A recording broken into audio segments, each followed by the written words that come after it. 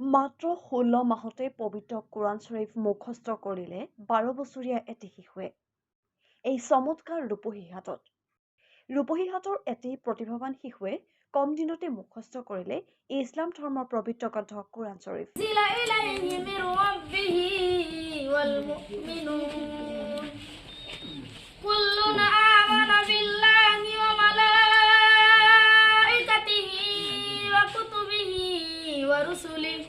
মাত্ৰ 16 মাহতেই পবিত্ৰ কোৰাণ শ্বৰীফ মুখস্থ কৰি 12 বছৰীয়া শিশুজনে দেখুৱালে ব্যাপক পাৰদৰ্শিতা। ৰূপহী হাটৰ তেলিয়া চাপৰি হায়াতুল উলুম ইছলামিয়া মাদ্ৰাছাৰ ছাত্ৰ মুস্তাক আহমেদ নামৰ শিশুটিয়ে দেখুৱালে এই পাৰদৰ্শিতা। অতি পিছপৰা অঞ্চলৰ ছাত্ৰ আছিল 12 বছৰীয়া মুস্তাক আহমেদ। পবিত্ৰ কোৰাণ শ্বৰীফ মুখস্থ কৰি সমগ্ৰ ৰূপহীহাট অঞ্চলত গৌৰৱ কঢ়িয়াই আনিলে মুস্তাক আহমেদে। আগলৈ যাতে আগবাঢ়ি যায় তাৰ লক্ষ্যৰে অসমবাসীৰ পৰা আশীৰ্বাদ বিচাৰিছে 12 বছৰীয়া মুস্তাকে। মোৰ নাম মোহাম্মদ মুস্তাক আহমেদ। মই 16 মাহত কোৰাণ শ্বৰীফ মুখস্থ কৰিছোঁ। মোৰ কাৰণে গোটেই অসমবাসী ৰাইজে দোৱা কৰিব, আশীৰ্বাদ কৰিব, মই যেন আৰু আগুৱাই যাব পাৰোঁ। বহুত আনন্দ পাইছোঁ। হুজুৰ মোহাম্মদ জহিৰুল ইছলামৰ ইজাজত আৰু তেওঁলোকৰ সহযোগিতাত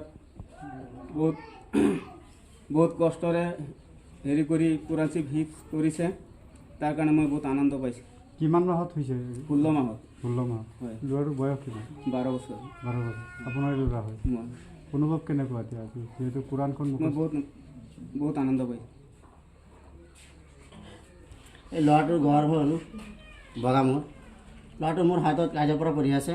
আজি কোৰাণ শ্বৰীফ হিফজ কৰিছে। আজি 16 মাহ খতম হ'ল, তাৰ কোৰাণ শ্বৰীফৰ মুকাম্মল খতম হৈছে। আৰু আমাৰ মাদ্ৰাছাৰ নাম হ'ল তেলিচাপুৰী হায়াতুল উলুম ইছলামিয়া ও হাফিজিয়া মাদ্ৰাছা। প্ৰধান শিক্ষকৰ নাম কি আছিলে? প্ৰধান শিক্ষকৰ নাম মোহাম্মদ নুৰুল ইছলাম। ল'ৰাজনৰ বয়স কিমান? যিজন ল'ৰাই ল'ৰাজনৰ বয়স 12 বছৰ। 12 বছৰত কোৰাণ শ্বৰীফ মুখস্থ কৰিছে। 12 বছৰত চলি আছে। কিমান দিনত? 16 মাহত কোৰাণ শ্বৰীফটো মুখস্থ কৰিছে। আজি কমপ্লিট কৰিছে। মাদ্ৰাছাৰ নাম কি আছিলে? তেলিচাপুৰী হায়াতুল উলুম ইছলামিয়া ও হাফিজিয়া মাদ্রাসা।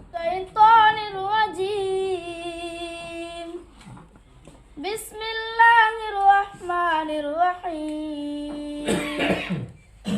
লাকাদ সাদাকাল্লাহু রাসূলাহু রুয়া বিল হক লা তাদখুলুন্নাল মাসজিদাল হারামা ইনশাআল্লাহু আমিনিন মুহাল্লিকিনা রুউসাকুম ওয়া মুকাসসিরিনা লা তাখাফুন